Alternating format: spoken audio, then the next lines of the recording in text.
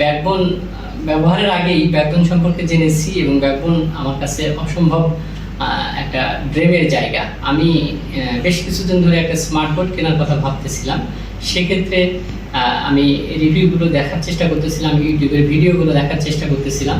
আমি ব্যাকবোনের ভিডিওগুলো আমার কাছে প্রথমে ভালো লাগার কারণ হলো তাদের রেজুলেশন, তাদের মোজাবু, তাদের 3D ভিডিওগুলো আমার বেশ ভালো লাগে। তারপরেও আমার মনে হয় যে আমি বাস্তবে দেখতে চাই। তারপরে ঢাকা তাদের অফিস ভিজিট করি, অন্যান্য স্মার্টবোর্ডগুলো আমি দেখার চেষ্টা করেছি। আমার মনে হয়েছে যে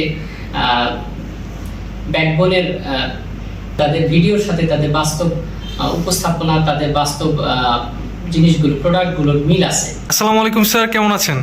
আলহামদুলিল্লাহ, ভালো। ব্যাকবোনের পক্ষ থেকে অসংখ্য শুভেচ্ছা স্যার আমাদের সাথে যোগদান করার জন্য। স্যার, আপনার ব্যাকবোনের সাথে এই জার্নি সম্পর্কে জানতে চাচ্ছি। প্রথমে আমি ব্যাকবোন ব্যবহারের আগেই ব্যাকবোন সম্পর্কে জেনেছি এবং ব্যাকবোন আমার কাছে অসম্ভব একটা ড্রিমের জায়গা। আর এটা তৈরি করার জন্য প্রথমত মনোয়ার ভাই, মুরাদ ভাই আর বর্তমানে মামুনের সঙ্গ, এই তিনটার জন্য তাদেরকে আন্তরিক ধন্যবাদ জানাই। তারপরে যেটা বলতে চাই, আমি বেশ কিছুদিন ধরে একটা স্মার্টবোর্ড কেনার কথা ভাবতেছিলাম।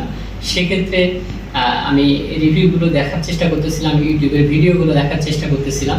সেক্ষেত্রে আমি ব্যাকবোনের ভিডিওগুলো আমার কাছে প্রথমে ভালো লাগার কারণ হলো তাদের রেজুলেশন, তাদের মোজাবু, তাদের 3D ভিডিওগুলো আমার বেশ ভালো লাগে। তারপরেও আমার মনে হয় যে আমি বাস্তবে দেখতে চাই। তারপরে ঢাকা তাদের অফিস ভিজিট করি, অন্যান্য স্মার্টবোর্ডগুলো আমি দেখার চেষ্টা করেছি। আমার মনে হয়েছে যে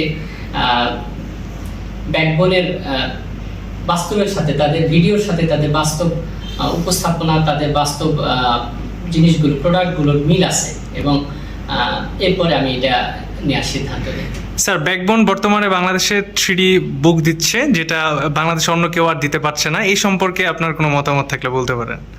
আমার মনে হয়েছে 3D এখনকার দিনে বাচ্চাদের পড়ালেখার জন্য একটা চমৎকার এলিমেন্টস, কারণ তারা সারাদিনই এখন প্রায় অনলাইনে থাকে, ফেসবুক, ইউটিউব। সেখান থেকে তাদের যদি আমি নর্মাল বোর্ডে ব্যবহার শেখাতে চাই, পড়াতে চাই, অনেক সময় তারা এটা নিতে চায় না, কারণ তাদের এখন মেন্টালিটি তৈরি হয়েছে ইউটিউব, ফেসবুক এগুলোর মতো করে, এবং এখানে 3D একটা তার জানার বাইরেও একটা বাড়তি আকর্ষণ। সুতরাং এই জিনিসটা তাদেরকে আকর্ষণ করে। এই জন্য 3D আমার মনে হয় লেখাপড়ার জগতে বাচ্চাদের সাথে একটা কানেকশন তৈরি করতে পারবে বর্তমান জেনারেশনের সাথে।